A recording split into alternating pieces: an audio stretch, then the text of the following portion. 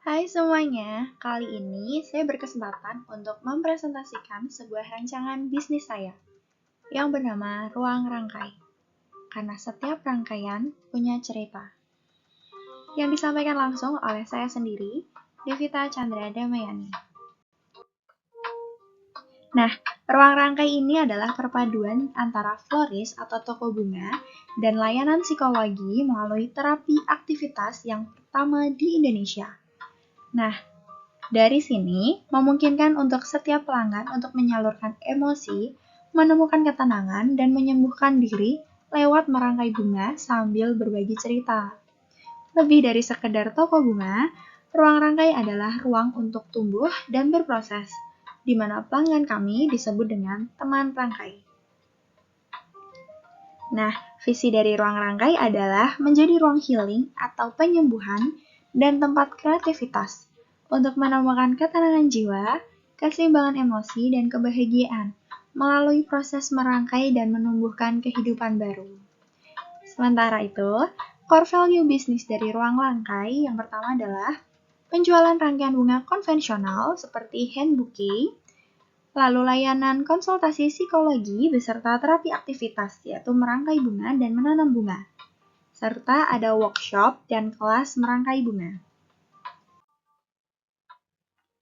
Nah, selanjutnya adalah SWOT Analysis atau Strength, Weakness, Opportunities, and Threats, di mana ini menganalisa poin-poin mana yang menjadi kekuatan, kelemahan, peluang, dan ancaman bagi ruang rangkai. Seperti contoh, untuk kekuatan, ruang rangkai memiliki konsep bisnis yang inovatif dan langka, karena merupakan gabungan floris dan layanan psikologi yang pertama di Indonesia. Kedua, ruang rangkai mempunyai brand story yang otentik dan kedekatan dengan emosional. Lalu ada tim profesional dan multidisiplin. Selanjutnya, kolaborasi luas dan kredibilitas yang tinggi. Dan terakhir adalah potensi digital dan storytelling yang kuat. Sementara kelemahan dari ruang rangkai yang pertama adalah perlunya modal dan biaya operasional yang cukup tinggi. Lalu perlunya kapasitas layanan, di mana kapasitas layanannya masih terbatas. Lalu ketergantungan kepada sumber daya manusia yang ahli, promosi awal yang membutuhkan biaya yang besar, dan manajemen operasional yang cukup kompleks. Nah, sedangkan peluangnya, ruang rangkai ini merupakan tren mental health awareness, karena kebetulan tren mental health saat ini sedang meningkat. Kemudian ada peluang dari dukungan komunitas dan influencer. Selain itu juga potensi pasar self-care dan mindfulness yang tumbuh. Dan terakhir yaitu peluang untuk kolaborasi dengan CSR perusahaan dan event-event wellness, terutama untuk mental health wellness. Nah, selanjutnya untuk ancaman, adanya muncul kompetitor yang serupa. Ini sangat memungkinkan terjadi. Kemudian adanya fluktuasi harga bunga, terutama harga-harga bunga yang impor. Lalu persepsi masyarakat yang masih tabu dan ketergantungan pada tren sosial. Nah, selanjutnya adalah EFA atau Internal Factor Evaluation Matrix dan EFA atau External Factor Evaluation Matrix, di mana matriks-matriks ini memberikan bobot, rating, dan skor pada setiap kekuatan dan kelemahan pada EFA matrix, sedangkan EFA atau eksternalnya memberikan bobot, rating, dan skor untuk setiap peluang dan ancaman. Untuk internal matrix sendiri, bobotnya adalah 3,14, sedangkan external matrix menghasilkan nilai 2,96.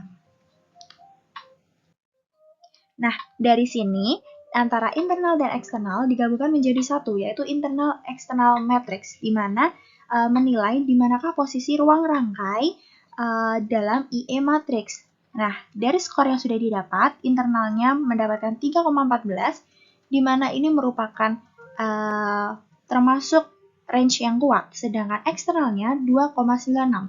Ini termasuk range yang sedang. Dari matriks ini, diketahui bahwa ruang rangkai masuk dalam kuadran 1, yaitu grow and build. Jadi, posisi yang ada di sel 1 grow and build strategi ini menunjukkan bahwa kapabilitas internal yang kuat serta peluang eksternal yang menjanjikan di sektor kesehatan mental dan floris kreatif, sehingga ini merupakan hal bagus untuk ruang rangkai. Nah, selanjutnya adalah CPM Matrix atau Competitive Profile Matrix yang bertujuan untuk membandingkan perusahaan dengan para pesaingnya di industri yang sejenis. Nah, sebagai contoh, ruang rangkai ini membandingkan dengan florist konvensional yaitu Outer Bloom dan membandingkan dengan layanan psikologi yaitu pijar psikologi. Nah, faktor-faktor tadi yang ada di CPM ini akan diberikan bobot, rating, dan skor.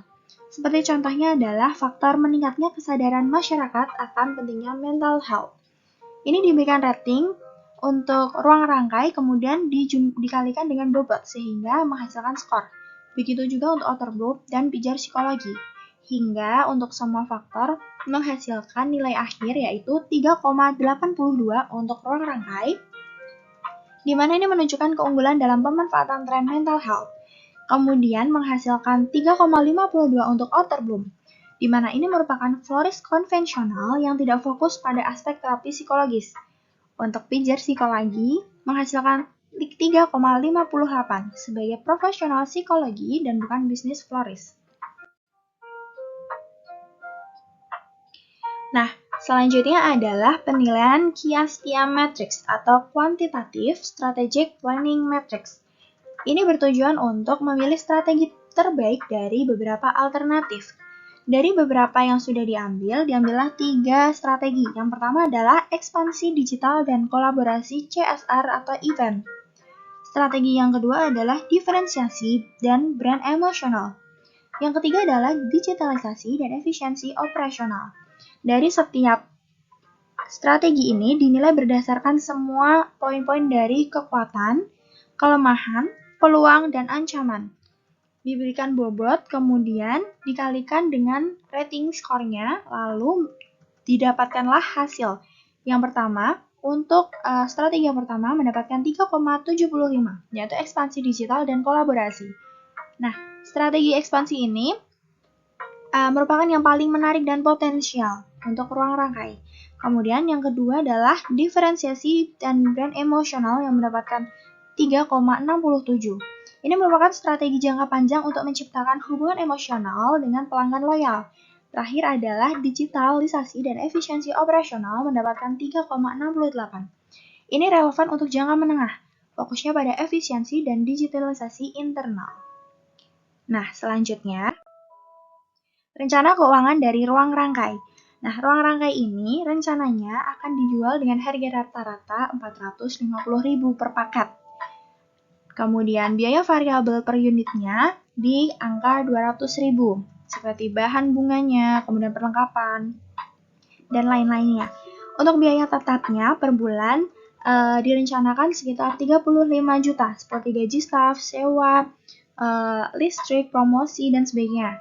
Kemudian untuk investasi awal, ruang rangkai menyiapkan 350 juta untuk keperluan renovasi, kemudian modal kerja awal. Lalu pajaknya sebesar 22% sesuai peraturan. Kemudian tingkat diskonto yaitu sekitar 10% untuk biaya modal rata-rata. Dan umur proyek ini sekitar 3 tahun untuk evaluasi awalnya. Untuk kenaikan penjualan tiap tahun direncanakan sekitar 10%. Ini merupakan skenario yang moderat atau menengah. Kemudian kapasitas awalnya yaitu 200 unit per bulannya. Ini diharapkan akan naik sesuai dengan skenario. Lalu hasil dari rencana keuangannya telah diketahui bahwa NPV atau Net Present Value yaitu menilai kelayakan finansial suatu investasinya yaitu di angka 10% dengan nilai 126 juta sekian. Hal ini merupakan positif. Dengan NPV positif ini menunjukkan bahwa proyek ruang rangkai ini merupakan proyek yang layak untuk dijalankan. Kemudian IRR atau Internal Rate of Return yang bertujuan untuk meningkatkan menghitung tingkat pengembalian investasinya yaitu 18,6%. Ini di atas bunga pinjaman, jadi merupakan hal yang menarik. Jadi jika ruang rangkai mengambil pinjaman, yang kembali ini lebih dari yang bisa dibayarkan oleh ruang rangkai, sehingga ini merupakan hal yang baik. Kemudian payback periodnya atau berapa lama waktu yang dibutuhkan untuk balik modal sekitar 2,1 tahun. Ini merupakan hal yang cepat karena dinilai umur proyek ini 3 tahun, sehingga ini bisa balik modal kurang dari 3 tahun. Kemudian untuk BEP, break even point-nya ada di 140 unit per bulannya atau 63 juta per bulannya. Dapat dicapai dengan kapasitas penjualan 70%. Nah, selanjutnya merupakan pengendalian strategi dan mitigasi resiko. Dari beberapa pengendalian seperti pengendalian kinerja, pengendalian keuangan, memberikan alat misalnya pengendalian kinerja, alatnya adalah KPI dan laporan bulanan. Pengendalian keuangan dari laporan keuangan dan sebagainya hingga semua pengendalian. Selain itu, ruang rangka juga menyiapkan mitigasi resiko, misalnya ketergantungan pada tenaga ahli. Mitigasinya adalah membentuk tim cadangan seperti junior florist, lalu psikologi asisten. Nah, untuk rencana jangka panjangnya yaitu menjalin kerjasama outsourcing dengan psikolog dan freelance serta komunitas florist. Lalu misalkan resiko gangguan pasokan bunga nih. Nah, mitigasi yang dilakukan adalah melakukan diversifikasi pemasok bunga. Misalnya, tidak hanya di satu tempat kita belinya ke beberapa tempat, baik lokal maupun impor. Kemudian menciptakan sistem penyimpanan yang layak sehingga bunga lebih cepat awetnya. Nah, untuk jangka panjangnya mengalihkan ke bunga artificial. Lalu, modal kerja terbatas. Bagaimana caranya? Menjaga arus kas, lalu kerjasama dengan investor dan CSR. Atau jangka panjangnya adalah menggunakan skema pay later dengan partnership. Nah, resiko lainnya seperti kemunculan kompetitor yang serupa, ini dapat dimitigasi dengan selalu melakukan inovasi produk yang terus-menerus. Rencana jangka panjangnya adalah melakukan diferensiasi produk tambahan. Nah, sebagai penutup, ruang rangkai lahir dari keyakinan bahwa setiap bunga menyimpan pesan, dan setiap rangkaian membawa kesempatan untuk sembuh.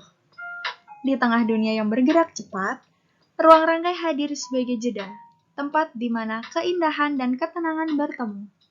Kami percaya, bisnis yang dijalankan dengan empati akan mekar lebih lama daripada sekedar mencari keuntungan.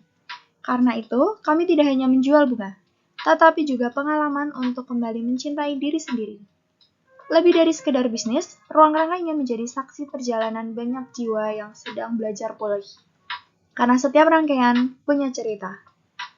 Kami dari Ruang Rangkai. Terima kasih. Bye-bye semua.